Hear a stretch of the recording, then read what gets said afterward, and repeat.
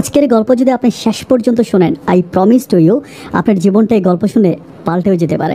প্রিয় দর্শক শ্রোতা, আজকে আমি খোরশেদ ভাইয়ের গল্প প্রচার করব। খোরশেদ ভাই একজন কুয়েত প্রবাসী। একটা মজার ব্যাপার হচ্ছে, বাংলার প্রতিটা ঘরে ঘরে প্রবাসী আছে। আচ্ছা, ব্যাপারটা হচ্ছে এরকম যে যদি আপনার ঘরে কোনো প্রবাসী থেকে না থাকে, তবে আপনার চাচাতো ভাই, খালাতো ভাই, মামাতো ভাই, ফুফাতো ভাই কিংবা আপনার পাড়া প্রতিবেশীর মাঝে কেউ না কেউ প্রবাসী আছে। সো আজকের এই গল্পটা প্রত্যেকটা মানুষের জন্য অনেক অনেক অনেক বেশি গুরুত্বপূর্ণ। আমি আপনার কাছে আবারও রিকোয়েস্ট করবো যে প্রিয় দর্শক শ্রোতা, আপনি গল্প শেষ পর্যন্ত শুনবেন। Thank you so much. আসসালামু আলাইকুম প্রিয় দর্শক শ্রোতা, আমার নাম হচ্ছে খোরশেদ মাহমুদ। আমার গ্রামের বাড়ি হচ্ছে নীলফামারী। আমি বরাবরের মতো বলে রাখি যে আমি একটা নিম্নবিত্ত পরিবারের সন্তান। মধ্যবিত্ত বলে ভুল হবে, নিম্নবিত্ত। কারণ আমার বাবা একজন খেটে খাওয়া দিনমজুর। শুধু দিনমজুর না, একদিন কাজ না করলে আমাদের পরিবারের পেটে খাবার জুটতো না। আমার বাবা মানুষের বাড়িতে বায়ার কাজ করতো।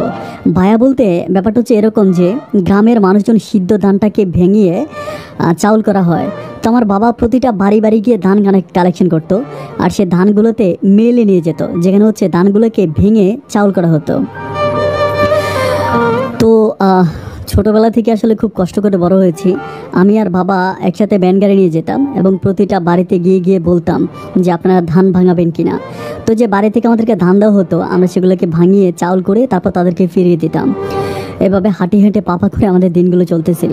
একটা ব্যাপার বলে রাখি যে আমার নানুর বাড়ির অবস্থাটা একটু ভালো ছিল। আমার মামারা মোটামুটি একটু বিত্তশালী ছিল নীলফামারীর ভিতরে। আমার বাবা দেখতে খুব মাশাআল্লাহ অনেক সুন্দর ছিল। আমার মা নিজে পছন্দ করে আমার বাবাকে বিয়ে করেছিল। শুধু প্রথম দিকে যদিও মামা নানুরা রাজি ছিল না, তো শেষের দিকে মোটামুটি সবাই রাজি হয়ে গেল। তো যাই হোক, আমি যখন একটু বড় হলাম, অনেক বড় হলাম, তখন আমি একদিন হচ্ছে আমার বড় মামা আমাদের বাড়িতে বেড়াতে আসে। তো বড় মামা এসে আমার মাকে বলে যে আপু, আপনার ছেলেটা তো অনেক বড় হয়ে গেছে, এভাবে ওর বাবার সাথে থাকলে তো দিনমজুরি হবে, একটা কাজ করে ওকে বিদেশ পাঠিয়ে দেন। তো আমার মা বললো যে ওকে বিদেশ পাঠাইতে হলে তো অনেক টাকা লাগবে, আমরা এত টাকা কোথায় পাবো। তো মামা বললো যে একটা কাজ করি, আপনি আমাদের কাছে যে জায়গা সম্পত্তিগুলো পাবেন আপনি এগুলো আমাদের নামে লিখে দেন, আর আমরা দুই ভাই মিলে আপনার ছেলেটাকে বিদেশ পাঠিয়ে দিই। তো মা বললো যে আচ্ছা ঠিক আছে, তাহলে তো অফারটা খুব খারাপ না। আমার মা যথারীতি রাজি হয়ে গেল। এর প্রায় এক সপ্তাহ পরেই আমার মা নানু বাড়িতে গেল, এবং নানু বাড়িতে যাওয়ার পরে আমার নানুর বাড়িতে যত জায়গা সম্পত্তি ছিল সব কিছু আমার দুই মামার নামে রেজিস্টার করে দিয়ে আমার মা সেই সময় 3 লাখ টাকা নিয়ে আসে। আসলে ঘটনাটা অনেক আগের, সো 3 লাখ টাকা মানে বর্তমান সময়ে প্রায় 10 লাখ টাকার কাছাকাছি। তো যাই হোক, আলহামদুলিল্লাহ মা টাকাটা হাতে পাওয়ার পরে চিন্তা ভাবনা করতে শুরু করেছে আসলে কাকে টাকা দেওয়া যায়। আমরা ওভাবে আসলে কাউকেই চিনি না। তো আমাদের গ্রামের পোদ্দার আলী নামক একটা লোক আছে। ওই পোদ্দার হচ্ছে বিভিন্ন মানুষদেরকে বিভিন্ন দেশে পাঠায়, গ্রাম বাংলায় যাকে আমরা দালাল বলি। তো পোদ্দার ভাইয়ের কাছে গিয়ে আমার মা বললো যে আমার কাছে কিছু টাকা আছে, আমার ছেলেটাকে একটু বিদেশ পাঠিয়ে দেন। তো পোদ্দার ভাই বললো যে গালফের ভিতরে এখন মোটামুটি কুয়েতটা একটু ভালো আছে, কুয়েতে গেলে একটু মোটামুটি বেশি টাকা ইনকাম করা যায়। তো আমার মা বললো যে ঠিক আছে, তাহলে আমার ছেলেটাকে কুয়েতে পাঠিয়ে দেন। তো আমি ঢাকাতে এলাম, পাসপোর্ট করলাম, পাসপোর্ট করে আবার গ্রামে গেলাম, গ্রামে গিয়ে পাসপোর্ট জমা দিলাম, আর সাথে 50,000 টাকা জমা দিলাম। তো যাই হোক, ওই পোদ্দার ভাই আলহামদুলিল্লাহ অনেক ভালো করেছে। প্রায় 25 দিনের মাথায় আমার ভিসা চলে আসে। তো সব কিছু মিলে আলহামদুলিল্লাহ অনেক খুশি, আমি বিদেশ চলে যাব। মা অনেক খুশি, বাবা অনেক খুশি। হয়তো গরিবের ঘরে এবার মোমবাতিটা জ্বলে কারেন্টের বাতি জ্বলবে, সবাই অনেক বেশি খুশি হয়ে গেল। আমিও যথারীতি বুধবার ছিল, বুধবার রাত্রেবেলা আমার ফ্লাইট ছিল, সবার কাছ থেকে বিদায় নিয়ে আমি বিদেশ চলে গেলাম। তো প্রথম দিকে আমার দিনটা অনেক কষ্টেই কাটতেছিল, কারণ হচ্ছে আমি দেশটা চিনি না, দেশের মানুষ চিনি না, কোনো কিছু জানি না। আসলে একটা ব্যাপার বলে রাখি, ছোটোবেলায় যেমন মা আমাকে কথা বলা শিখিয়েছে, আর বিদেশে যাওয়ার পরে দেখলাম যে এই কথাগুলো একেবারেই তুচ্ছ। আমার এই মায়ের কথা কেউ বোঝে না। মায়ের কথাগুলো পকেটে রেখে নতুন মানুষ হয়ে ছোটো বাচ্চাদের মতো কথা শিখতে শুরু করেছি, কিভাবে কথা বলা যায়। তো মানুষের মুখ থেকে এক কথা দুই কথা করে শুনতে শুনতে একটু একটু করে অ্যারাবিক ভাষাটা মোটামুটি আমার আয়ত্তে চলে আসে। আর আমি একটা ব্যাপার বলে রাখি যে আমি মাশাআল্লাহ দেখতে একটু ভালো ছিলাম, যার জন্য আমার যিনি স্পন্সর ছিল, যিনি আমার কফিল ছিল, উনি আমাকে খুব পছন্দ করতো এবং সবার থেকে আমাকে একটু আলাদাভাবে দেখতো। তো উনি আমাকে বললো, আমরা আসলে টোটাল 12 জন ছিলাম, আমরা একটা দোকানে কাজ করতাম। দোকান সহ সামনে একটা পেট্রোল পাম্প ছিল, পেট্রোল পাম্প দোকান একই মালিকের ছিল। তো কেউ দোকানে কাজ করতো, কেউ পেট্রোল পাম্পে কাজ করতো। তো একটা পর্যায়ে মালিক বললো যে আমার বাড়িতে একজন গার্ডেন বয় দরকার, গার্ডেন পরিষ্কার করা, গার্ডেনে পানি দেওয়া, এরকম একটা লোক দরকার। তো মালিক যথারীতি আমাকে আমার মালিকের বাড়িতে নিয়ে গেল। তো তো আমি একটু সবার কাছ থেকে আলাদা হয়ে গেলাম, খাওয়া দাওয়া মোটামুটি সব কিছুই ঠিকঠাক পাচ্ছি এবং অসুখ হলে ডাক্তারের কাছে যেতে পারতেছি এবং সবার কাছ থেকে মোটামুটি একটু ভালো টাকা বেতন পাচ্ছি। বাংলা কথায় বলতে গেলে আমার বকশিসটা অনেক বেশি।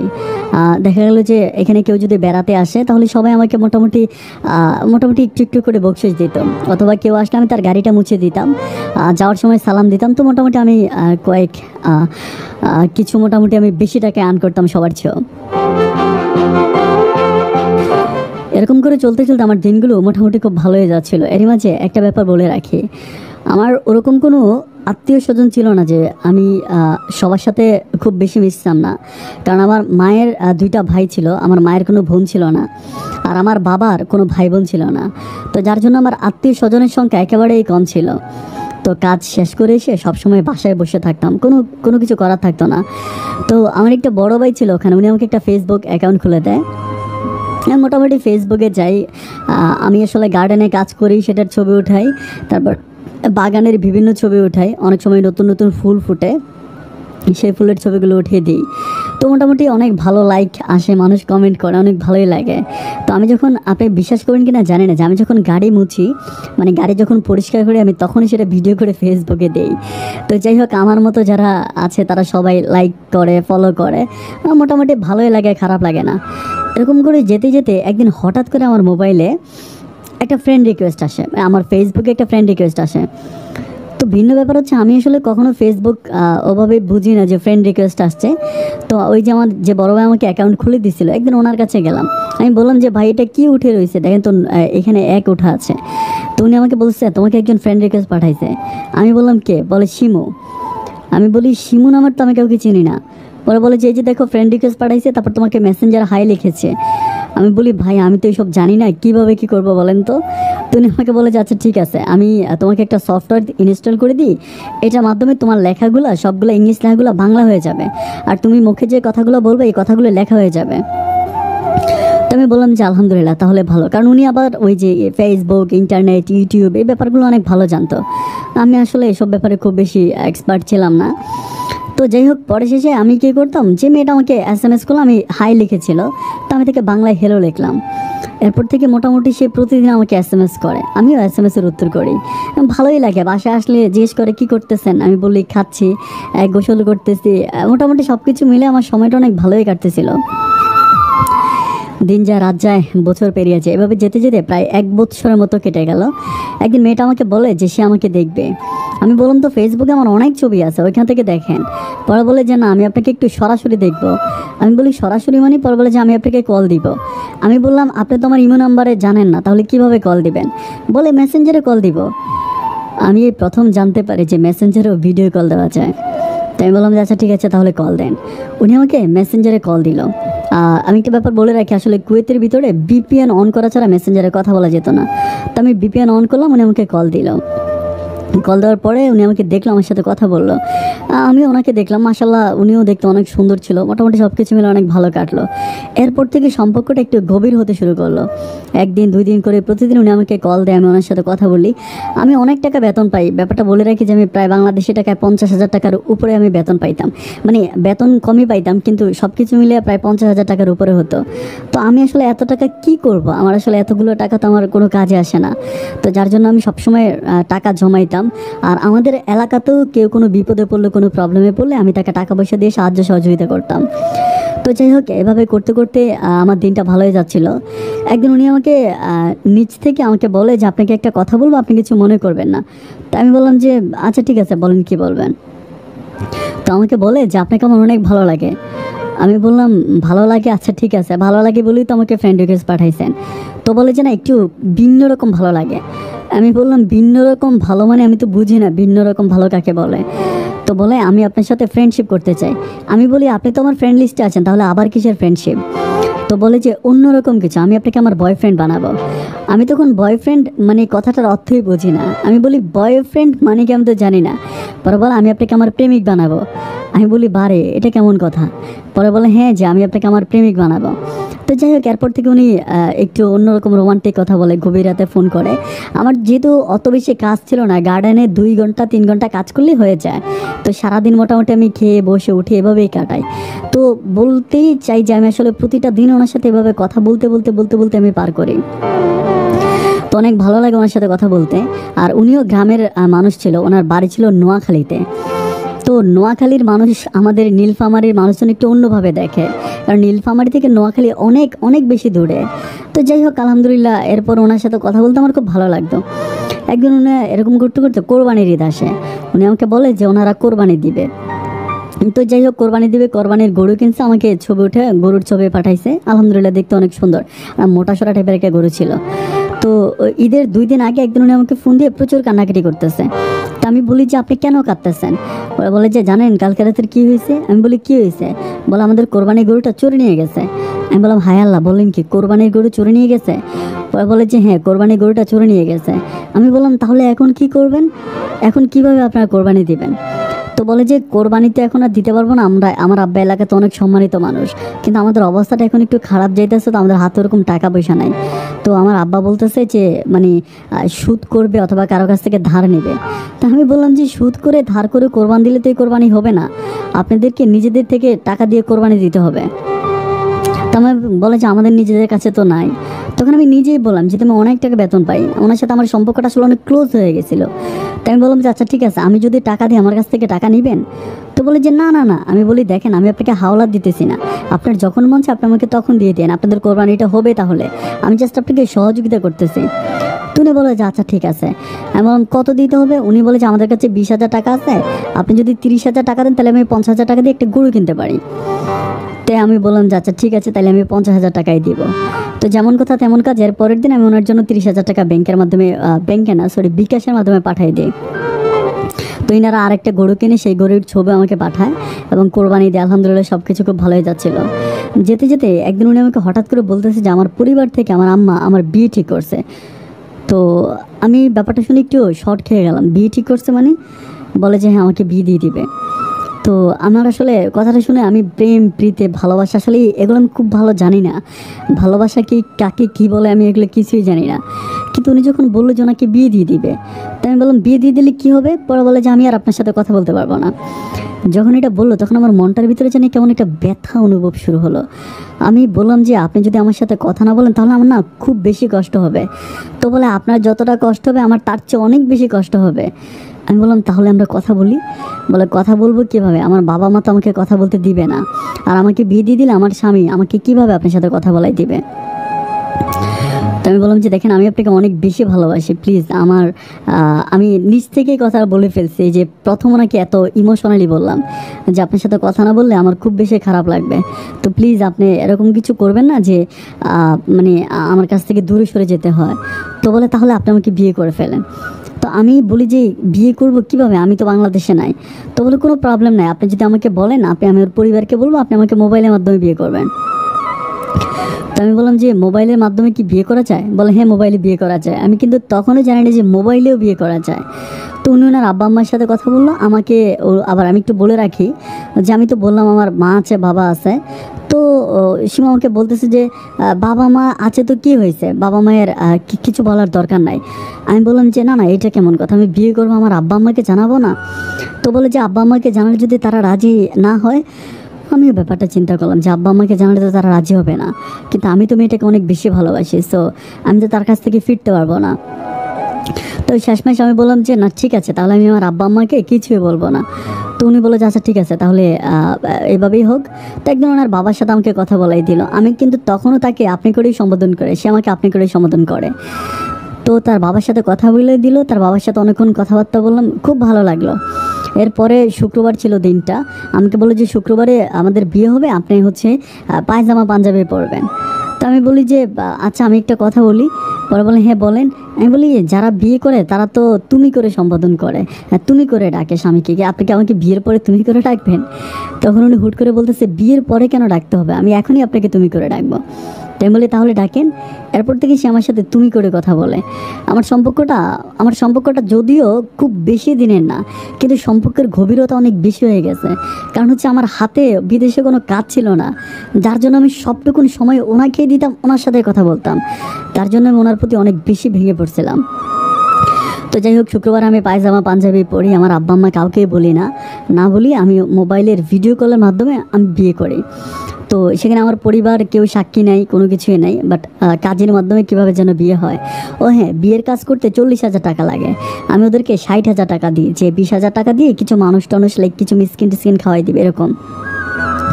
তো বিয়ের কাজটা কমপ্লিট হলো, এরপর থেকে সে আমাকে প্রতি মাসে মাসে একটু প্রেশার ক্রিয়েট করতে থাকে, যেমন তার জন্য টাকা পাঠাইতে হবে। তো আমি বলি যে কত পাঠাইতে হবে, বলে প্রতি মাসে 30,000 টাকা করে দিতে হবে। আমি বললাম বারে, আমি বেতনই পাই 50,000 টাকা, আমি 30,000 টাকা কীভাবে দিব? তো বলে যে না, আসলে এই সমাজে এখন চলতে গেলে 30,000 টাকা আসলে কিছুই না। তা আমি বললাম যে দেখো, আমি আসলে 30,000 টাকা দিতে পারবো না, আমি প্রতি মাসে তোমাকে 20,000 টাকা করে দিব। তো যাই হোক, এরপরও প্রতি মাসে 20,000 টাকা করে দিই। তার সাথে আমার একটা সংসারে একটা ঝামেলা সবসময় লেগে আছে, শুধু টাকা পয়সা নিয়ে, আর কিছু না। এরকম করে যেতে যেতে প্রায় 1.5 বছর মতো হয়ে যায়। 1.5 বছর পরে আমি একদিন চিন্তা করি যে আমি যে তাকে এভাবে টাকা দিতেছি, আমার নিজের বিবেক বলতেছে এভাবে টাকা দিতেছি এবং তার সাথে আমার সম্পর্ক আছে, এটা আমার পরিবারের কেউ জানে না। হ্যাঁ, আরেকটা ব্যাপার বলে রাখি যে কাবিনের ছবিটা কিন্তু তারা আমাকে পাঠাইছিল, আমার মেসেঞ্জারে কাবিনের ছবিটা পাঠাইছিল, এবং যে উকিলের মাধ্যমে বিয়ে হয়েছে সেই উকিলের ফোন নাম্বারটা আমাকে দিয়েছিল। আমি আবার পার্সোনালি উকিলের সাথে কথা বলেছি, উকিল আমাকে সব কিছু মোটামুটি বুঝিয়ে বলছে। তো যাই হোক, 1.5 বছর পরে আমি চিন্তা ভাবনা করলাম যে না, আমি এবার দেশে যাব। অনেক বছর হয়ে গেছে, আব্বা আমাকে যেহেতু কিছু বলিনি, আমি দেশে যাব। তো এরপরে আমি দেশে যাওয়ার জন্য প্রস্তুতি নিয়ে তাকে ফোন করেছি আমি দেশে যাব, কিন্তু সে আমাকে নিষেধ করে। আমি বললাম যে নিষেধ কেন করতেছো? বলে যে না, এখনও তুমি দেশে আসলে তোমার আব্বা আম্মা তোমাকে জোর করে বিয়ে করাবে, একটা ঝামেলা হয়ে যাবে। তুমি একটা কাজ করো, আগে তোমার আব্বা আম্মাকে আমার ব্যাপারটা বলো। তো আমি বললাম যে আব্বা আম্মাকে তোমার ব্যাপার বলবো, কিন্তু তারা তো রাগ করবে। তো সে আমাকে বলে রাগ করলে কী হবে, আমরা তো বিয়ে করে ফেলেছি না, এখন রাগ করলে কোনো প্রবলেম নাই। তো আমি আমার আব্বা আম্মাকে সব কিছু বলি যে মা, এই ঘটনা বলিতে প্রথম দিকে তারা একটু খুব বেশি রাগ করে। আমার মা তখন বলে যে আমার একটাই ছেলে, কোনো মেয়ে নাই, কোলে পিঠে করে তোকে বড় করছি, কত কষ্ট করে আমি তোকে লালন পালন করছি। আমার ইচ্ছে ছিল যে আমি বউ দেখবো, পুত্রবধূ দেখবো, দেখে শুনে বুঝে একটা ভালো মেয়েকে বিয়ে করব। আর তুই কোথায় নোয়াখালী বিয়ে করলে, আমি তো আসলে মানে কোনো কিছুই বুঝতে পারছি না। তো যাই হোক, সবশেষ মা কেঁদে টেদে বাবাকে, আমার বাবা একটু সহজ সরল টাইপের মানুষ ছিল, তো মা বাবাকে বোঝালো, অ্যান্ড একটা পর্যায়ে বাবাও রাজি হয়ে গেল। তো আমি তারা বললাম যে আব্বা আম্মা তো রাজি, এখন তুমি আমাদের বাড়িতে যেতে পারো। তো সে আমাকে বললো যে কোথায়, নীলফামারে আমি কীভাবে যাব? আমি বললাম বাড়ি বিয়ে করেছি, তুমি যাবা না? তো সে বললো আচ্ছা ঠিক আছে। সে তার বাবাকে নিয়ে আর তার ছোটো ভাইকে নিয়ে সে আমাদের বাড়িতে গেল। তো যাই হোক, আমাদের বাড়িতে যাওয়ার পরে মোটামুটি সবাই থেকে আমি একটা বড় করে টিনের ঘর দিছি, অনেক বড় করে, প্রায় 5 রুম করে টিনের ঘর দিছি। চারপাশে হচ্ছে দেওয়াল করছে, বাউন্ডারি করছি ইট সিমেন্ট দিয়ে। তো মোটামুটি আমাদের বাড়িটা দেখতে অনেক সুন্দর দেখাচ্ছিল। তো যাই হোক, সে গেল, আমার আব্বা আম্মা তাকে খুব ভালোভাবেই সম্মান করে ঘরে ঢুকালো, মোটামুটি ভালোই যাচ্ছে। তারও 6 মাস পর একদিন আমার মা আমাকে বলতেছে যে বাবা তুই একটু বাড়িতে আয়। আমি বললাম যে মা কেন বাড়িতে যাব? তো আমার মা বললো যে তোর বউ জানি কেমন কেমন হয়ে গেছে। আমি বললাম যে বউ কেমন কেমন হয়েছে মানে? তো বলে যে তোর বউ কাদের সাথে জানি রাতের বেলায় কথা বলে। আমি বলি আমার সাথে কথা বলে? তো বলে না, আমি তো সেদিন তোর সাথে ফোনে কথা বলতেছিলাম, তখন আমি দেখলাম যে তোর বউ জানি অন্য কার সাথে কেমন কেমন করে কথা বলে।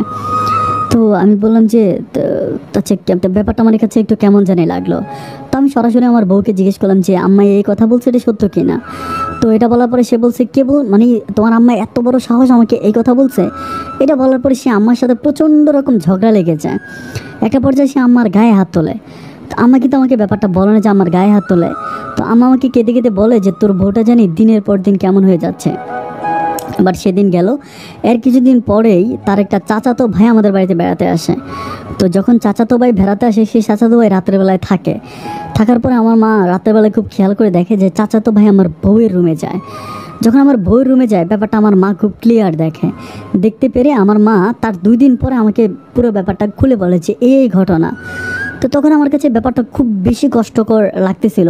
আমি তাকে ফোন করে প্রচুর গালাগালি করি যে মানে একটু অকথ্য ভাষায় বলি যে তুই আমার এত বড় ক্ষতি করতেছিস, আমার মা তো কখনো আমাকে মিথ্যে বলে না। তো সে ফোনটা কেটে দেওয়ার পরে তো আমি কিছু জানি না, কিন্তু পরে শুনতে পাই সে ফোনটা কেটে দিয়ে আমার মাকে মারতে আসে। যখন সে আমার মায়ের গায়ে লাথি মারে তখন আমার বাবা সামনে ছিল। আমার বাবা পিঁড়ি ছিল, যে পিঁড়িতে গ্রামের মানুষজন বসে, সেই পিঁড়ি দিয়ে তার মাথার মধ্যে একটা বাড়ি দিলে তার মাথাটা ফেটে যায়। ইন দ্য মিন টাইম আমাদের বাড়ির কিছু মানুষজন তাকে নিয়ে হসপিটালে নিয়ে যায়, তাকে ডাক্তারের কাছে নিয়ে যায়। মোটামুটি মাথার মধ্যে 2টা সেলাই করা হয়, সেলাই করানোর পর তারা বাসায় আনা হয়। তো আমি প্রায় 3-4 দিন আর বাড়িতে কল দিই না এটা নিয়ে। প্রায় 1 সপ্তাহ পরে আমি কল দেওয়ার পরে জানতে পারি যে এই ঘটনা। তো জানতে পারার পরে আমার খুব কষ্ট লাগে যে আমার বউয়ের মাথা ফাটাই দিল আমার আব্বা। তো আব্বাকে ফোন করে আমি বলেছি, আব্বা এই কাজটা কিন্তু মোটেও ঠিক হয় নাই। তো তখন আব্বা আমাকে বলে যে এই ঘটনা তোর বউ এরকম করে তোর মাকে মারছে। এটা আমার কাছে খুব বেশি কষ্ট লাগছে। তো আমি বললাম যে যাই হোক, যেটা হবার সেটা হয়ে গেছে। আমি আমার বউকে বুঝাইলাম যে ঠিক আছে, সব কিছু বাদ দাও, কোনো কিছু হবে না, প্রবলেম নেই, সব কিছু বাদ দাও।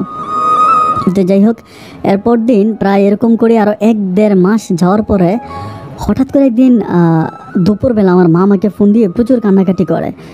তো আমি বললাম যে মা, কান্নাকাটি কেন করতেছ? তো বলতেছে যে তোর বাবাটা বাড়িতে নাই। আমি বললাম যে বাবা বাড়িতে নাই মানে? পরে বলে যে কালকে রাত্রে বাজার থেকে আর বাড়ি ফিরে নাই।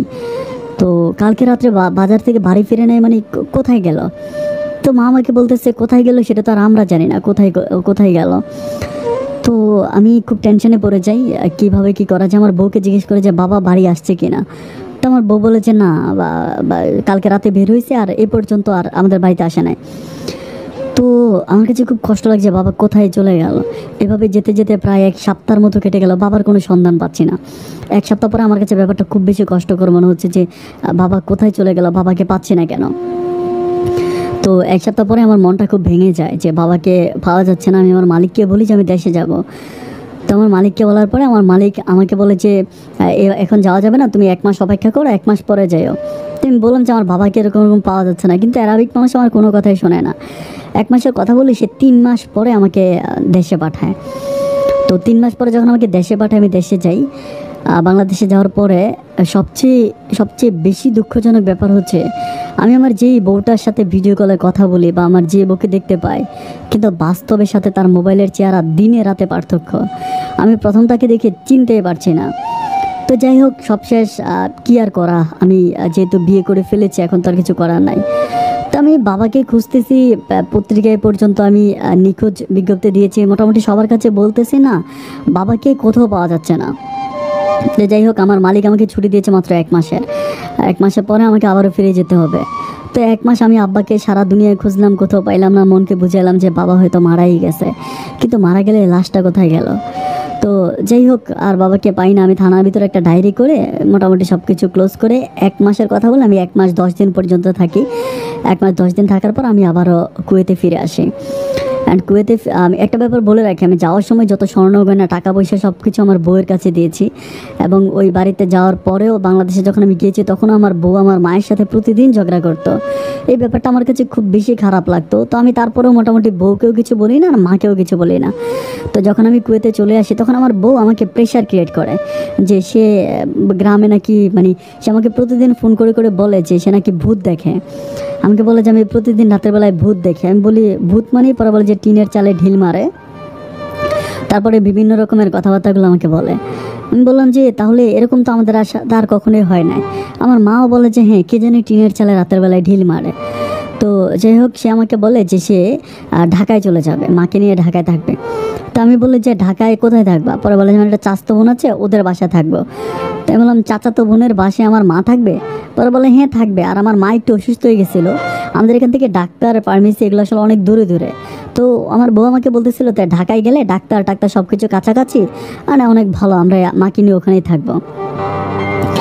তো আমি বললাম যে আচ্ছা ঠিক আছে। তো আমার বউ রাজি হলো, আমার মাও রাজি হলো। বাড়িতে গরু থেকে শুরু করে যত গৃহপালিত পশু ছিল সব কিছু বিক্রি করে আমার মা আর আমার বউ ঢাকাতে চলে যায়। তো ঢাকাতে চলে যায়, প্রতিদিন আমার মা আর আমার বউয়ের সাথে ওরকম করে ঝগড়া জাটি লেগে আছে, একদিন পর একদিন ঝগড়া, প্রচণ্ড রকম ঝগড়া। তো একবার আমার মায়ের হচ্ছে মানে খুব বেশি শ্বাসকষ্ট হয়। আর যখন ডাক্তারের কাছে নিয়ে যাওয়া হয়, তখন এই ঘটনা রিসেন্টলি যখন ডাক্তারের কাছে নিয়ে যাওয়া তখন ডাক্তার আমার মাকে করোনা শনাক্ত করে যে আমার আম্মার করোনা রোগ হয়েছে। তো তখন আমি আমার বউ আমার কেউ আমার মাকে সেবা যত্ন করে না। আমি ভিডিও কল দিলে আমার বউ জানালা দিয়ে আমার মাকে দেখায়, আমার মায়ের কাছে মোবাইল দেয় না। তো এগুলো আমার কাছে খুব বেশি কষ্টকর লাগতেছিল। সে আমার মায়ের কাছে মোবাইলও দেয় না, আমার মাকে দেখায়ও না। তো এরকম করে যেতে যেতে একদিন হচ্ছে এরকম করে প্রায় 2 মাসের মতো পার হয়ে গেল। আমার মায়ের শ্বাসকষ্ট প্রচুর বেড়ে গেল। আমি তারে বললাম যে মাকে নিয়ে ডাক্তারে মানে হসপিটালে ভর্তি করানোর জন্য। মার সাথে আমি যখনই জানালা দিয়ে কথা বলি মা আমাকে বলে যে তার প্রচণ্ড রকম শ্বাসকষ্ট হচ্ছে। তো যাই হোক, আমার বউকে আমি যতই বলি যে আমার শ্বাসকষ্ট হচ্ছে, তাকে ডাক্তারের কাছে নিয়ে যাও বা ইয়ে করো, তো সে আমাকে বলে যে এই মুহূর্তে কোথাও সিট খালি নাই, কোথাও কোনো হসপিটালে জায়গা নাই। এভাবে যেতে যেতে একদিন হঠাৎ করে আমার বউ আমাকে দুপুরবেলা কল করে। আর দুপুরবেলা আমাকে কল করে বলে যে আজকে মা জানি একটু কেমন কেমন করতেছে। তাই আমি বললাম যে কেমন কেমন করতেছে মানে? পরে বলতেছে কথা বলতেছে না, একটু কম কম কথা বলে। তো আমি বলে যে কম কম কথা বলে। তাই আমি বললাম যে কেন কম কম কথা বলবে? তো যাই হোক, এরকম করে সে আমাকে আর বলে এইটাই বলে কম কম করে কথা বলে, এইটুকু বলে আমি ফোনটা কেটে দিই। তো বিকেলবেলা আমার এক মামানি আমাকে ফোন করে। মামনি ফোন করে আমাকে বলে যে খোরশেদ তুমি কি একটা ব্যাপার জানো? আমি বললাম কি? পরে বলে তুমি কিছু জানো না? আমি বলি না মামনি, আমি তো কিছু জানি না। পরে বলে কেন, তুমি কি জানো না তোমার আম্মা মারা গেছে? আমি বলি মামনি এটা কি বলেন, আমার মা মারা গেছে মানে? পরে বলে হ্যাঁ তোমার আম্মা মারা গেছে। কেন, কেউ তোমাকে বলেনি? তোমার বউ বলেনি? আমি বলি না, আমার বউ তো আমাকে দুপুরবেলা ফোন করে বলছিল যে আমার আম্মা নাকি শ্বাসকষ্ট হচ্ছে। তখন উনি আমাকে বলে আরে কি বলো, তোমার আম্মা তো গতকালকে রাতেই মারা গেছে।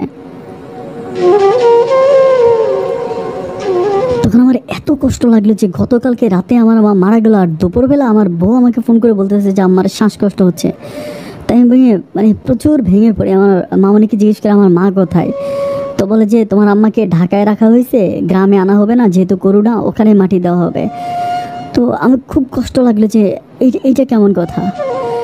যাই হোক, বাবাকে হারাই ফেললাম। বাবা কোথায় গেল আজ পর্যন্ত বাবার কোনো সন্ধান পাইলাম না। মাটাও এভাবে মরে গেল। সব কিছু মিলে আমার দিনকালগুলো জানি কেমন হয়ে যাচ্ছিল। আমি আর কোনোভাবে কাজ করতে পারতেছিলাম না। আমি যেই কোনো কাজ করতে চাই আমার কেমন জানি আমার হাত পাগুলো ভেঙে ভেঙে আসে। আমার কোনো কিছুই করতে না ভালো লাগে না। আমি আগের মতো কোনো কাজেই কমফোর্ট ফিল করি না। একবার আমি চিন্তা করলাম যে মোটামুটি আমার ব্যাংকে যে পরিমাণ টাকা হয়েছে, আমার ব্যাংক আমার বউয়ের অ্যাকাউন্ট ছিল, আমার বউয়ের অ্যাকাউন্টে আমি টাকা পয়সা রাখতাম। তো ব্যাংকে মোটামুটি আমার প্রায় 8 লাখ টাকার মতো হয়েছে। তো আমি আমার বউকে বললাম যে আমার ব্যাংকে তো 8 লাখ টাকার মতো আছে, এখন আমি দেশে চলে আসি একেবারে। প্রথম দিকে আমার বউ আমাকে নিষেধ করে এবং পরে বলে যে আচ্ছা ঠিক আছে তাহলে চলে আসো। আমার বউ আমাকে বলে যে 8 লাখ টাকা দিয়ে মোটামুটি একটা ব্যবসা ঢাকাতে করা যাবে, আমরা অনেক ভালো থাকবো। তো যাই হোক, আমি আমার মালিককে বুঝিয়ে শুনিয়ে গত বছর বাংলাদেশে চলে যাই, একেবারে চলে যাই। তো চলে যাওয়ার পরে আমি আমি আর আমার বউ ওর চাচাতো বোনের বাসায় থাকি। তো আমি ওকে বলি যে গ্রামে যাবো, বাট সে আমাকে গ্রামে যাইতে দেয় না। আমাকে বলে যে গ্রামে গিয়ে কী হবে, গ্রামের গেলে কোনো কিছু ভালো হবে না, বা গ্রামে সে আমাকে কোনোভাবে গ্রামে যেতে দেয় না। আর আমাদেরও কোনো সন্তানাদি হয় না। আমি এর মাঝে এসেছি, কোনো সন্তান হয়নি। তো আমারও একটা প্ল্যানিং ছিল যে গ্রামে গেলে হয়তো আমি একটু কবিরাজদেরকে একটু বেশি বিশ্বাস করি। আমি ভাবলাম যে কবিরাজ দেখালেই হয়তো মোটামুটি একটু সন্তান হতে পারে। এই জন্য তাকে আমি যতই প্রেশার করি যে গ্রামে যাই, সে আমাকে কোনোভাবেই গ্রামে যেতে দেয় না। তো যাই হোক, এখন আর কি করার, এভাবে মোটামুটি চলতেছে। বাট আমি কিছু ব্যাপার খুব কঠিনভাবে খেয়াল করে দেখতেছি আমার বউ রাতের বেলায় আমি ঘুমিয়ে গেলে কার সাথে যেন ফোনে কথা বলে। তো আমি ব্যাপারটা আমার কাছে একটু ঘিটকে লাগে। আর আরেকটা ব্যাপার বলে রাখি, আমি যে গত প্রথমবার বাংলাদেশে গিয়েছিলাম তখন কিন্তু আমি আমার শ্বশুরবাড়িতে যেতে বলছিলাম, বাট আমার বউ আমাকে শ্বশুরবাড়িতে যেতে দেয় নাই। বললো যে তার বাড়িতে নাকি একটু প্রবলেম আছে। কি প্রবলেম সেটা আমি জানি না। আর আমি 1 মাসের মতো ছুটি ছিল, ছুটিও বেশি ছিল না, যার জন্য আমি আর যাই নাই। তার আব্বা মা আমাদের এখানে এসে 1 সপ্তাহ ছিল, এখানে তাকে দেখেছে। তো তখন আমি তারা বললাম যে আমি তো কখনো শ্বশুরবাড়ি যাই না, চলো না আমি একটু শ্বশুরবাড়ি যাই। তো অনেক প্রেশার করার পরে সে রাজি হয়। তো রাজি হওয়ার পরে আমি আমার শ্বশুরবাড়িতে যাই। মোটামুটি তাদের বাড়িঘর মিলে মোটামুটি সব কিছু ভালোই ছিল। তো একদিন রাতের বেলায় আমি দোকানে যাই, দোকানে চা পান করে এলাকার যে ছোট শালা আছে ওদের সাথে আড্ডা টাড্ডা মারি।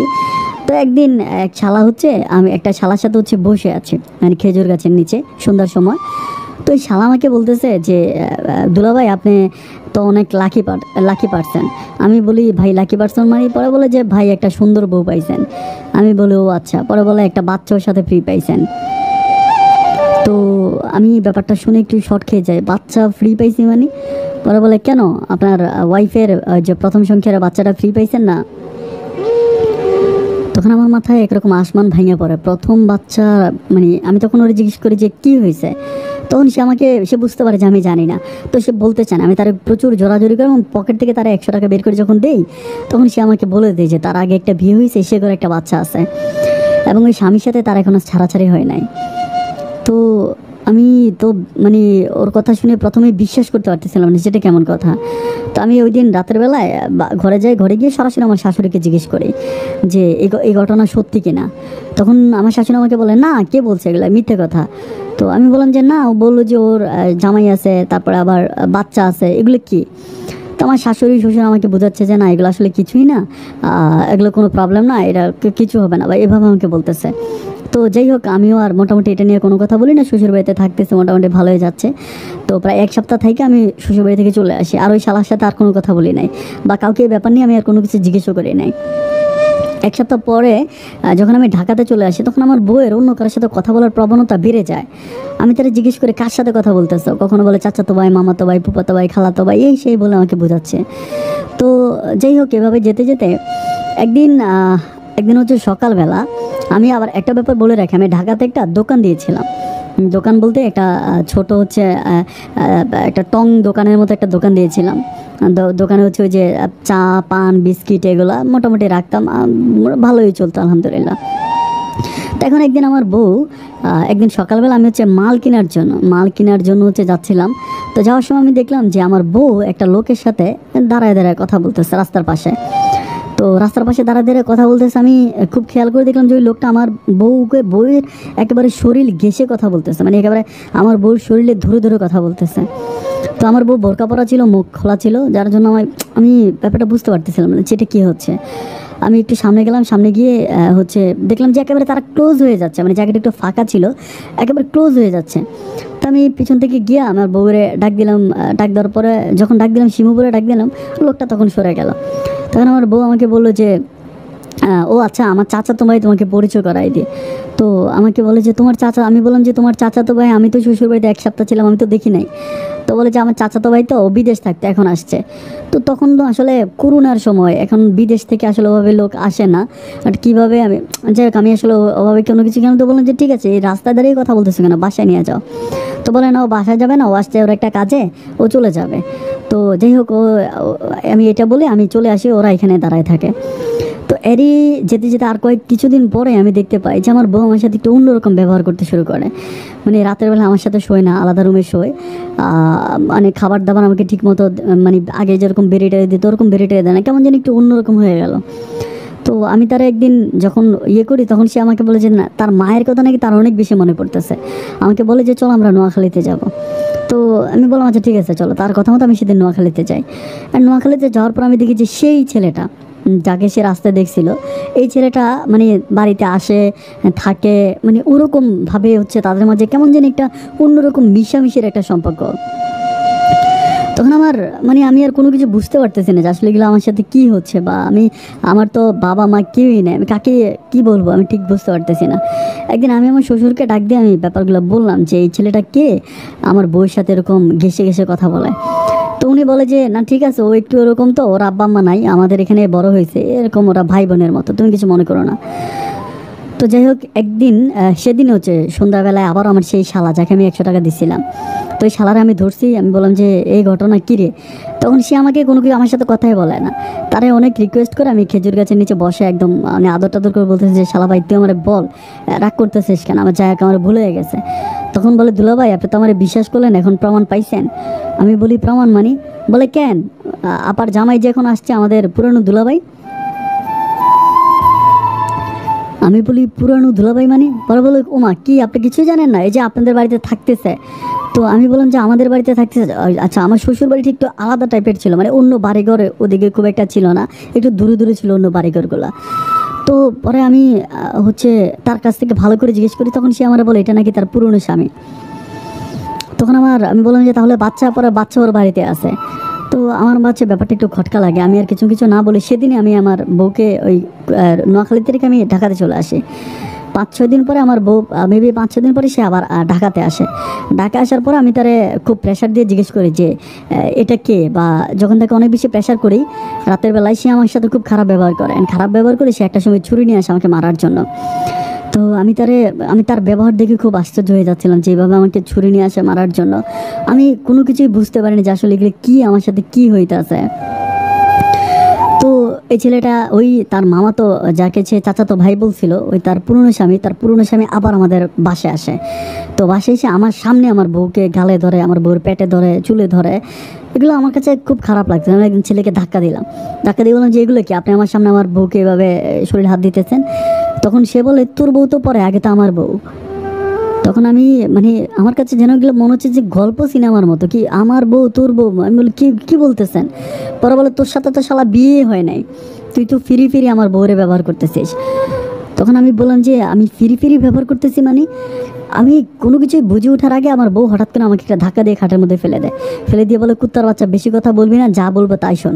এটা বলে তারা দরজাটা আটকায় আমার শরীর থেকে সব কাপড় খুলে আমার বউ আমার পিছনে আমার হাত বেঁধে ফেলে, আমার পা বেঁধে ফেলে, এবং ওই তার যে পুরনো স্বামী সে আমার পুরোটা শরীর ভিডিও করে, একদম পুরো শরীরে ভিডিও করার পরে তার আমাকে প্রচুর মারে ঘরের মধ্যে প্রচুর মেরে আমার যে দোকানে ছিল ওই দোকানের ভিতরে ওর প্রথম জামাই বসে আমাকে আর ঘর থেকে বেরোতে দেয় না।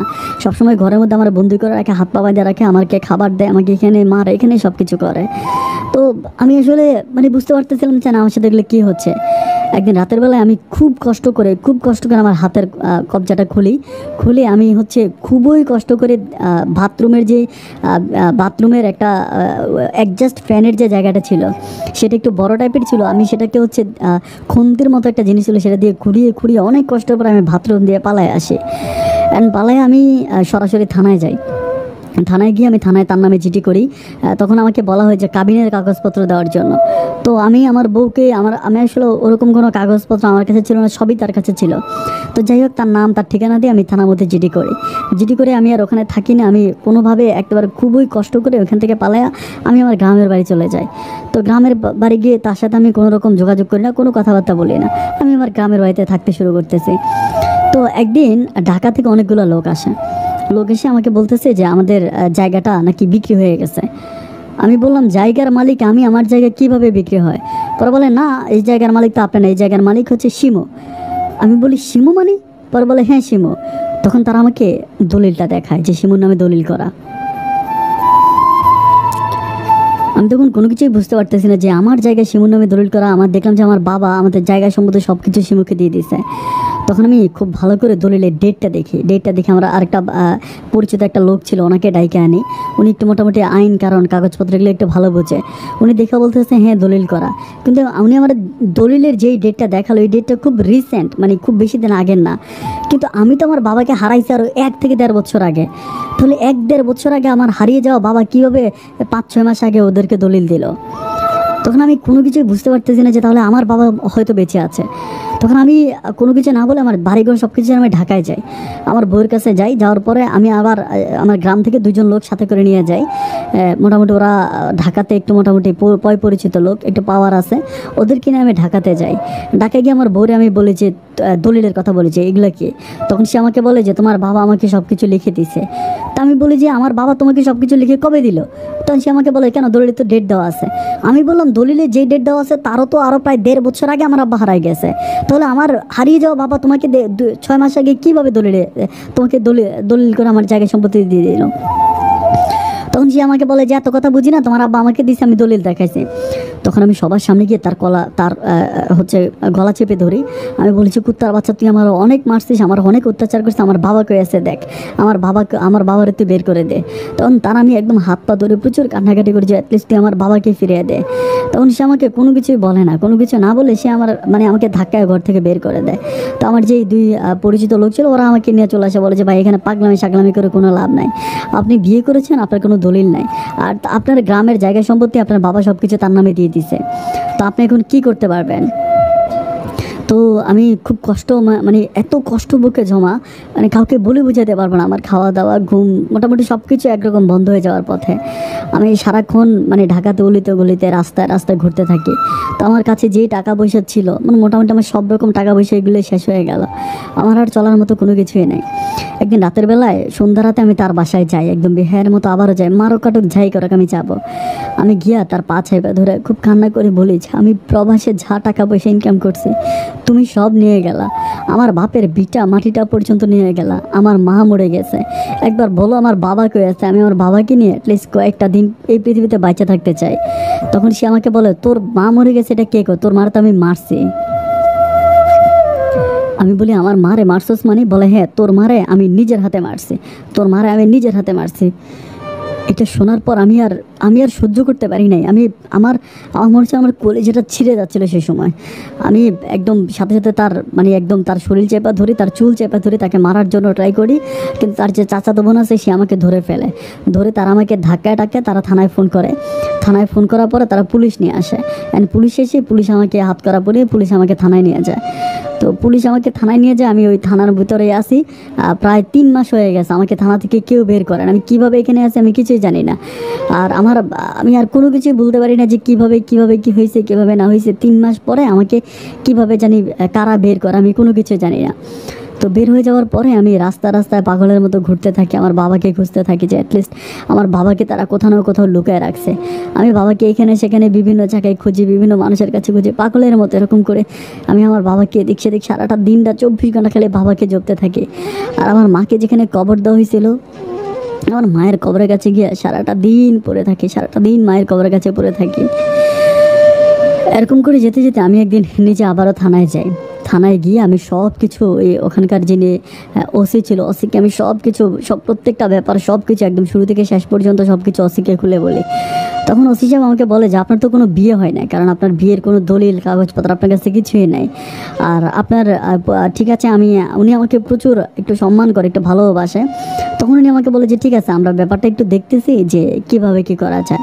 তো সে যায় আমার শ্বশুরবাড়িতে শ্বশুরবাড়িতে মানে ঢাকাতে যায় আমার বউয়ের কাছে গিয়ে আমার বউকে মোটামুটি সব কিছুই বুঝাইয়া শোনায়া সে বলে, আমার বউ ওসি সাহেবকে বলে আচ্ছা ঠিক আছে আমার জামাইকে আমাদের এখানে পাঠাই দেন, আমরা মোটামুটি সব কিছু ঠিক আছে আমরা মাইনে নিব।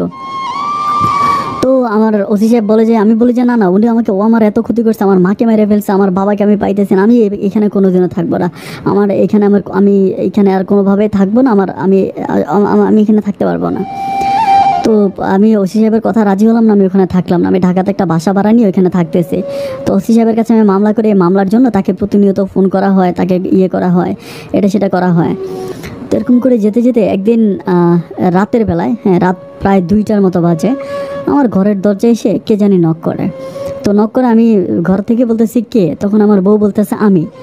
তো আমি যখন বলছি আমি বলি যে কী হয়েছে তুমি এখানে কেন এত রাতে? তো পরে বলতেছে আমার মা মারা গেছে, নোয়াখালীতে আমার মা মারা গেছে, আমার মাকে দেখতে যাবো, তাড়াতাড়ি আসো। তো তার মা মারা গেছে কথাটা শুনে আমি সাথে সাথে তার দরজাটা খোলাম। দরজাটা খোলার সাথে সাথে 2-4 জন লোক আমার ঘরে ঢুকে গেল। এরই মাঝে ওর প্রথম স্বামী ছিল। তো ওরা সাথে সাথে আমার হাত পা বেঁধে ফেলে, আমার হাত পা বেঁধে আমার মুখের মধ্যে রুমাল দিয়ে পেঁচায় ফেলে, পেঁচিয়ে আমাকে ওই গাড়িতে উঠে ওরা কোথায় জানি নিয়ে যায় আমি জানি না। নিয়ে যেতে আমাকে ওই জায়গায় যখন নিয়ে যায় তখন মোটামুটি সকাল হয়ে যায়। একটা খোলা জায়গা, একদম খোলা একটা মাঠ, আশেপাশে একেবারে ধুধু বালুচর। মাঠের মধ্যে আমাকে একেবারে একটা শর্ট প্যান্ট আছে আর আমার গায়ের মধ্যে কিচ্ছু না, আমার পিছনে হাত মারা দিয়ে আমাকে একদম সূর্যের দিকে তাকায় ওরা বাইদা রাখে। প্রচুর মারে, প্রচুর মারে আমাকে। আমার জীবনে কখনো আমি জন্মের পরে কখনো এত মায়ের খাই না, আমাকে এতভাবে ওরা মারে, এমনভাবে মারার পরে আমার পাগুলাকে এরকম করে উল্টা করে আমার দোনোটা পা একদম ভেঙে ফেলে। আমার পাগুলোকে উল্টা করে ধরে আমার দোনোটা পা ভেঙে আমাকে রাস্তার পাশে এসে একদম আধামরা করে রেখে যায়। আমি অজ্ঞান, আমি জানি না আমি কোথায় আছি না আছি, আমি কিছুই জানি না। প্রায় অনেক দিন পর, আমি জানি না কতদিন পর আমার জ্ঞান ফেরার পর আমি দেখি যে আমি ঢাকা মেডিকেলে আছি। তো একটা ভদ্রলোক আমাকে আমার পাশে বসে আছে, আমি জিজ্ঞেস করি যে কাকা আমি এখানে কেন? পরে বলে তোমাকে তো একরকম মোড়াই পাইছিলাম রাস্তার পাশে, ওখান থেকে এনে হসপিটালে ভর্তি করাইছি, কিন্তু আমার বাড়ি কোথায়, কে তুমি, সব কিছু জিজ্ঞেস করে। তখন আমি ওনার কাকাকে সব কিছু খুলে বলে, কাকা ঢাকারই একটা মানুষ, উনি আমাকে বলে যে ঢাকায় থাকুন আর বাড়িটারি আছে না, বাড়িটারি ভাড়া দেয়, বস্তির মধ্যে বাড়ি আছে, এগুলো ভাড়া দেয়। তো তখন আমি সব কিছু কাকাকে খুলে বলেছি, কাকা এই ঘটনা, আমাকে একটা বাঁচার উপায় করে দেন। তখন উনি আমাকে বলে যে আসলে আপনি কী করবেন। উনি আমাকে ওই আমার পুলিশ যে কথা বলে উনি আমাকে সেম কথাগুলোই বলে। আমি ঠিক বুঝতে পারছিলাম না যে আমি কার কাছে যাব, কি করব। তখন উনি আমাকে একটা কথা বলে যে আপনি তো আর কখনো হাঁটতে পারবেন না। আমি বলি কেন কখনো হাঁটতে পারবো না? পর বলে আপনার পা একদম একদম পুরোই ভেঙে দিয়েছে, আপনার কখনোই হাঁটতে পারবেন না। আমি উনি আমাকে একটা হুইল চেয়ার কিনে দেয়। আমি একটা হুইল চেয়ারে বসে বসে আজকে অনেকগুলো দিন পার করতেছে। আমি আমি আমি কাকে এই কথাগুলো বলবো? আমি থানার মধ্যে গেলে ওই অসি আমাকে কোনো রকম গুরুত্ব দেয় না। আমি আমার মামা মামিদেরকে ফোন করে, মামাদেরকে ফোন করে, তারাও আমার ফোন রিসিভ করে না। আমার ওরকম কেউ নাই যে আমি কারো কাছে এই দুঃখের কথাবার্তাগুলো বলতে পারবো। দিনের পর দিন, রাতের পর রাত কেটে যাচ্ছে, বাট আমার জীবনের কোনো পরিবর্তন হচ্ছে না। আমি শুধু আর এই জীবনে আর কোনো কিছুই চাই না। আমি জানি আমার বাবাটা বেঁচে আছে। আমার মন বলতেছে যে আমার বাবা বেঁচে আছে। আমার বাবাকে যদি আমি অ্যাটলিস্ট পাইতাম তাহলে আমি আর এই পৃথিবীতে কিচ্ছু চাইতাম না। যদি কেউ আমার বাবাকে একটাবার আমাকে ফিরে এনে দিত। একটা লোক আপনার এই ইমো নাম্বারটা আমাকে দিয়েছিল আপন ভাই। আমার একটা পরিচিত লোক ঢাকাতে, আমার পাশে দোকান ছিল ওনার, উনি আমাকে আপনার ইমো নাম্বারটা দিয়েছিল। আমাকে বলেছিল আপনার সাথে যোগাযোগ করার জন্য। ভাই আমি আপনাকে এই কথাগুলো বললাম না, আপনি প্লিজ আজকে আমার জন্য কিছু একটা করেন।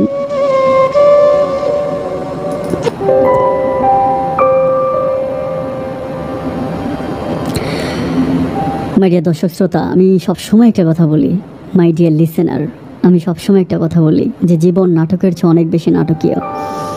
গল্প সিনেমাকেও জীবনের বাস্তবতা হার মানিয়ে দেয়। আমি খোরশেদ ভাইকে কি বলবো, বা ওনার ওয়াইফ শিমুকে বা কী বলবো, আমি কিছুই বুঝতে পারছি না। আমি আসলে ওনার প্রত্যেকটা কথা শোনার পর আমি কেমন জানি বোবা হয়ে যাচ্ছিলাম।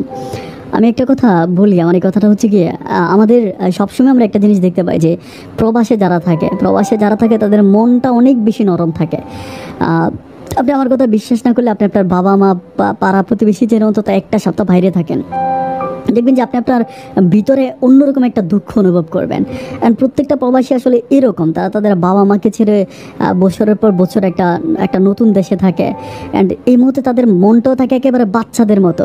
যে এরকম হয় না যে বাচ্চাদেরকে একটা পুতুল দিয়ে, যদি বাচ্চার হাতে 1000 টাকা থাকে, দেখা গেল একটা পুতুল দিয়ে বাচ্চার কাছ থেকে 1000 টাকা নিয়ে যাওয়া যায়, বা অথবা মাথায় হাত বলে দিলেও বাচ্চা 1000 টাকা দিয়ে দেয়। সো প্রত্যেকটা প্রবাসী ভাই হচ্ছে সেম একই রকম। যখন তারা বিদেশে থাকে তখন তাদের মনটা একেবারেই নরম থাকে, তখন তাদেরকে যেভাবে টাকা পয়সা চায় তারা ওভাবেই দিয়ে দেয়। আমি খোরশেদ ভাইয়ের ব্যাপারটা বলবো যে ওনার ভুল আছে।